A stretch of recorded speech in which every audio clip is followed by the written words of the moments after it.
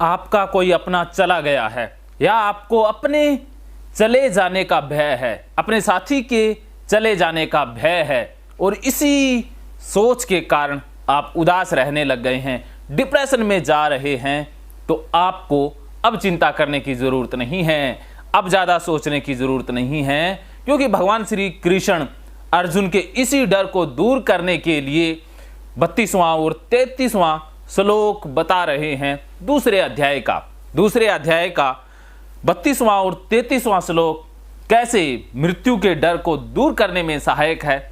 आइए वो जान लेते हैं। भगवान श्री कृष्ण कह रहे हैं, यदि तू इस आत्मा को सदा जन्मने वाला तथा सदा मरने वाला मानता हो तो भी हे महाभाव तू इस प्रकार शोक करने योग्य नहीं है। और 33वें श्लोक में भगवान श्री कृष्ण कह रहे हैं, क्योंकि इस मान्यता के अनुसार जन्मे हुए की मृत्यु निश्चित है और मरे हुए का जन्म निश्चित है, इससे भी इस बिना उपाय वाले विषय में तू शोक करने योग्य नहीं है। हमारे साथ बहुत सारी घटनाएं ऐसी घट जाती है, कई बार एक्सीडेंट हो जाता है, उसके कारण प्रियजन हमसे दूर हो जाते हैं, या किसी असाध्य बीमारी के चलते अपना कोई हमसे बिछड़ जाता है और हम उदास रहने लग जाते हैं, डिप्रेशन में चले जाते हैं। इससे बाहर आने के लिए भगवान श्री कृष्ण पहले अर्जुन को आत्मा की अमरता बता रहे हैं, लेकिन अर्जुन का डर आत्मा की अमरता को जान करके दूर नहीं हुआ। ऐसा ही होता है, अगर आत्मा को अमर मान लेने से अगर डिप्रेशन दूर होता तो आज तक हजारों लाखों इंसानों ने इस सिद्धांत के बारे में सुना है, लेकिन उनका डर दूर नहीं हुआ है, क्योंकि ये आत्मा की अमरता का सिद्धांत बहुत महान सिद्धांत है। इस सिद्धांत को विरले ही लोग जीवन में अप्लाई कर पाते हैं।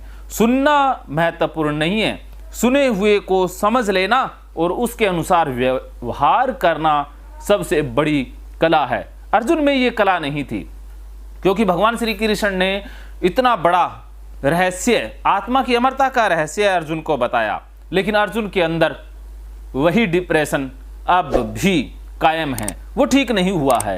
ऐसा ही बहुत सारे डिप्रेशन पीड़ितों के साथ होता है।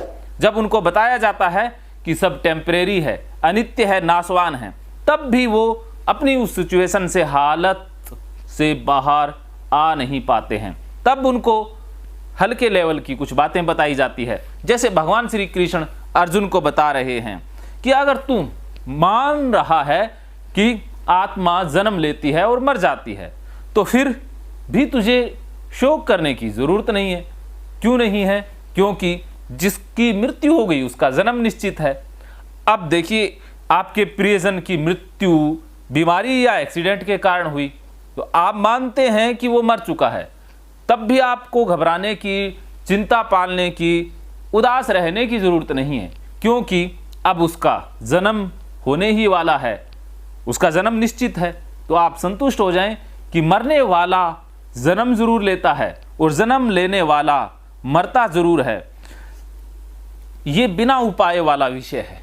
ये एक ऐसा विषय है जिसके बारे में आप जितना सोचेंगे, जितना आप गहराई से डूबेंगे, उतने डूबते चले जाएंगे, फंसते जाएंगे, क्योंकि इस विषय का कोई उपाय ही नहीं है। ये बिना उपाय वाला विषय है, इसमें ज़्यादा सोचने की ज़रूरत नहीं है। जैसे आपके प्रियजन का एक्सीडेंट हो गया या मृत्यु हो गई या अन्य कोई घटना किसी के साथ घट गई, आप उस विषय में सोच करके परेशान हैं, उदास है, हताश है, निराश है, लेकिन अब जो हो चुका उसे बदला ही नहीं जा सकता है। तो ये बिना उपाय वाला विषय हो गया। इसके बारे में सोचना मूर्खता है, इस बारे में सोचना फंसना है। तो आपको क्या करना है? जिन विषयों का कोई उपाय नहीं, उनको सहज स्वीकार कर लेना है, उनको एक्सेप्ट कर लेना है कि ये प्रकृति का नियम है, ये प्रकृति का सिद्धांत है। जैसे जन्म लेना प्रकृति का सिद्धांत है, तो मृत्यु को प्राप्त होना भी प्रकृति का ही सिद्धांत है। तो किसी की मृत्यु पर शोक करना वाजिब नहीं है, क्योंकि ये प्रकृति का नियम है। ये बिना उपाय वाला विषय है, इसका कोई उपाय नहीं है। आप शोक करेंगे तब कौन बिछड़ा वापिस आया है, क्या आप विलाप करेंगे, आप उदास रहेंगे, उससे मरा हुआ व्यक्ति जीवित हो जाएगा? कदापि नहीं होगा। अलबत्ता नुकसान ये हो जाएगा कि आप जीवित हैं, वो मर जाएंगे। जीवित इंसान शरीर से नहीं होता, जीवित इंसान मन से होता है। जो आनंदित है, खुश है, वही जीवित है, बाकी तो मरे मरे घूम रहे हैं। तो आपको जीते जी नहीं मरना है, आपको खुश रहना है। तो ये श्लोक आपकी खुशी को बढ़ा देंगे, मृत्यु से संबंधित डर को खत्म कर देंगे। आप भी एक बार गीता को समझें, आपका जीवन बदल जाएगा।